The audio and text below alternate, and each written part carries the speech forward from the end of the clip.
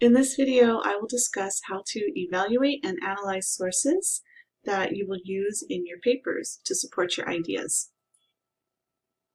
Academic scholarship at its heart is about the interplay of ideas. The best research is not, in that sense, wholly original, but rather develops from previous discoveries. In assessing his accomplishments, Isaac Newton once wrote to a friend that, "If I have seen further, it is by standing on the shoulders of giants." Incorporating other people's ideas into your writing allows you to stand on their shoulders as you explore your topic. When you cite a source, you show how your voice enters into an intellectual conversation. Working with sources can inspire your own ideas and enrich them. And it's important to always give credit to others' ideas. I talk about this in detail in a separate video. Generally, sources found using the library's resources are much more reliable than sources found elsewhere. Academic journals are excellent sources. Publications from academic journals undergo rigorous review by subject matter experts in the field of the discussion. As an example, this is the cover page from an academic journal article. You can see the very specific title of the article, a list of authors, as well as their specific contact information, and an abstract, which is a summary of the major points made in the article. By providing this important information, the authors of this article allow the readers the opportunity to contact them, ask questions, verify information, and so forth. Whereas in other types of articles, such as a magazine or a newspaper article, that type of open information about the authors and contact information typically is not available. Other acceptable sources include books that are authored, edited, and published. The authors and the editors should be subject matter experts according to the topic they're writing about. PhD dissertations and research, personal interviews of subject matter experts. Please note that newspaper and magazines are not as reliable as peer-reviewed texts, such as a scholarly article from an academic journal. Newspaper and magazine articles are written by journalists who are not necessarily a subject matter expert in a particular field that they're writing about. And sources from educational institutions, such as colleges, are also good places to find information. Some sources to avoid include Wikipedia. Wikipedia allows anybody to go in and add and edit information about various topics. That information is at some point edited, but sometimes inaccurate and even completely false information can be entered into a Wikipedia entry before it's caught, so it can remain up long enough for people to read inaccurate or false information. Other type of GradeSaver type sites that are meant to really not have students do work on their own, but the work is done for them, should be avoided. Encyclopedias and dictionary entries, these are good starting points to get general information about topics, but they're not good sources to use in a paper because you want to be more specific and dig deeper about your topic rather than just looking at a general entry from like an encyclopedia or a dictionary. Blogs, tweets, forums, personal websites, these are all subject to very often biased information and should be avoided. Websites that end in .lo, .com, .co, or with a strange domain, these are often signs of a fake news site. And any type of opinionated articles such as editorials. Editorials are opinion pieces. When you are using online sources, you want to make sure that you use them intelligently. Know who is responsible for the material posted. Is it a government agency, a congressional office, a news service, a corporation? Know who is posting the information, who is the author of the material or the sponsor of the website, and know the date of publication. These are all important pieces to evaluating the information posted on websites. You also want to preview source materials for their key features and strategies. Check who published or produced the source. Is the publisher profit or nonprofit? That can help provide insight to you when you're evaluating perhaps potential bias related to the topic. Check who wrote the work. Consider the audience for the source. Establish how current the source is or isn't, and decide if that matters pertaining to your specific topic. And check the source's documentation. If there is no documentation, that's a source that probably you should avoid using. When you analyze the message provided in potential sources you're looking at, going back to audience style, purpose, and tone we talked about previously, you want to consider who specifically is targeted as the viewers of the information. The purpose, style, and tone will help with identifying the intended audience. Look at how the information is written and presented. And we talked about different purposes, different styles, and different tone previously. And again, these will help you identify the intended audience for a specific source you're looking at.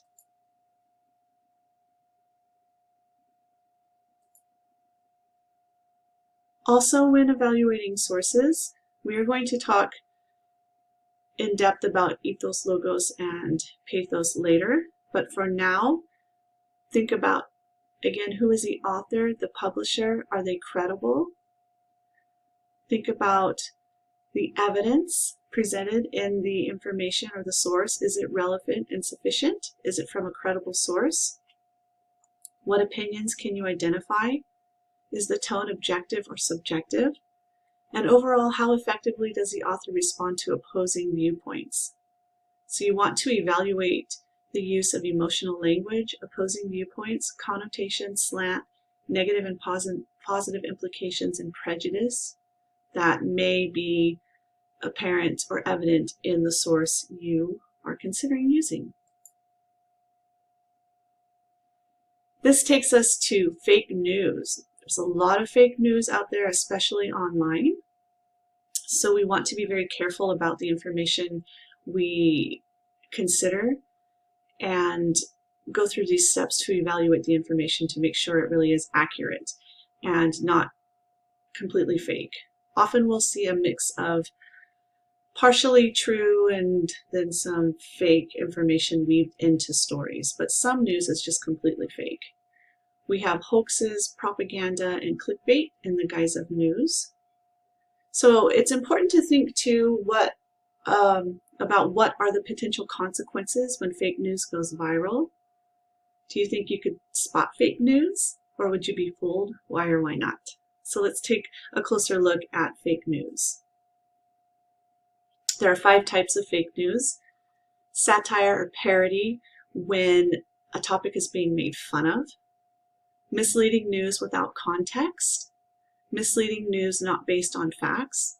Agenda-driven reporting. And intentionally deceptive and false news.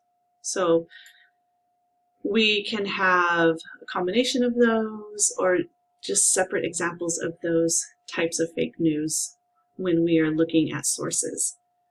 This is a picture of a media bias chart. There are a lot of different charts similar to this out on the web that you can take a look at. But if you're wondering about your favorite news source or just maybe a story you see popping up in a particular publication, you might want to take a little time to see where it falls into the media bias chart, because hardly any news sources are neutral, but we're aiming for this middle zone, which is neutral, as much as possible when we're looking for especially information from publications like news and magazine publications. I'm going to talk very briefly about misleading data in graphs. I have a separate video about statistics that you will watch in this week's lesson as well. But keep in mind that data presented in different sources can be misleading, and you need to look at data carefully to discern for yourself whether or not that data is reliable. When we look at statistics, It's important to question and to ask about the statistics. Some questions you can think about include, do the data come from reliable sources? If you know about margin of error and confidence interval, you can question, when is the change really a change? Are all data reported, or just the best and the worst data? Are the data presented in context? Have the data been interpreted correctly? Does the author confuse correlation with causation? I have links that you can look at if you want to view this presentation without my narration. You can take some time and go through these links, understand and get more information about statistics. And a little bit more about fake news. Some sources are entirely fabricated and will disseminate deceptive content or grossly distorted actual news reports. So we'll take a look at some examples. We also have examples of extreme bias, where sources that come from a particular point of view may rely on propaganda, decontextualized information, and opinions distorted as facts. Here's an example that talks about a bill that was proposed in California about making all public restrooms gender inclusive. So the headline of this article says, California bill, 1 year in jail for using wrong transgender pronoun. This is a gross exaggeration of something that was proposed as a bill to be, as I mentioned, gender inclusive restrooms. So you can tell that this is an exaggeration, hopefully, because people are not going to go to jail for using a pronoun incorrectly. Also, we have conspiracy. There's a lot of conspiracy theories going on right now. I did not update this to reflect COVID conspiracy theories because I just didn't feel like going down that road. But you've probably all heard of some conspiracy theories. I have a few examples listed here. Beware of those. Just research information really well. And if something seems like it's not right, it's probably not right. It could be some kind of fake news listed under those 5 categories that I mentioned previously. Satire, a little bit more about satire, is a source that uses humor, irony, and exaggeration, and ridicule and false information to comment on current events. An example, Canada elects first person of color as Prime Minister. The satire here is that these are both white people. Canada has not done that. And here, major breakthrough, scientists at MIT have trapped cancer underneath a bowl. Yeah, as if cancer is something that we can just contain under a bowl, right? So when something is satire, people pick up on it pretty quickly, but not always. So just think critically about the headlines and the sources, you know, where the information's coming from when you come across anything online. And in, you know, newspaper and magazine articles as well. I have this listed as a separate video this week, how to spot fake news.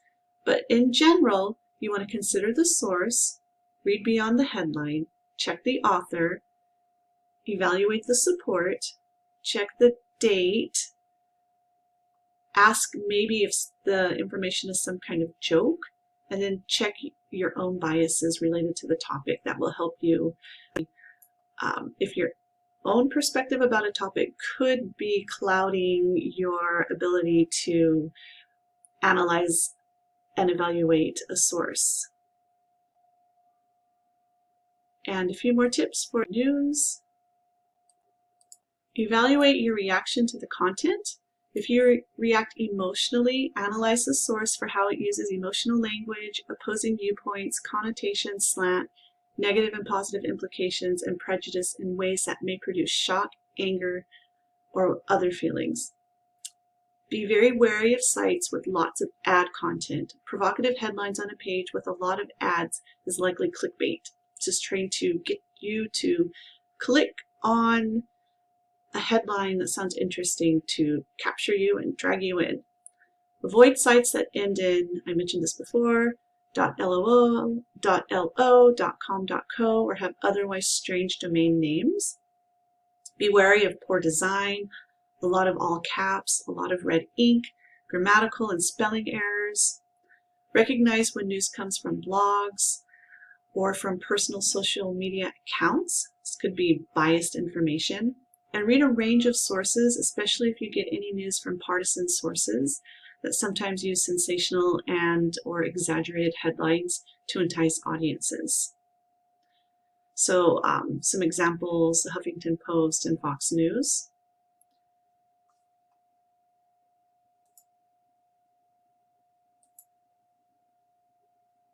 And you can always use fact checkers to check out a topic or a news story if it seems questionable. I would check all of the fact checkers here to see if the story or the news topic is in fact a real story or if it's fake. There's usually someone fact-checking something really quickly, so you should be able to verify if something is real news or fake news pretty easily. These are the sources that I used for examples, and this concludes this video. Thank you.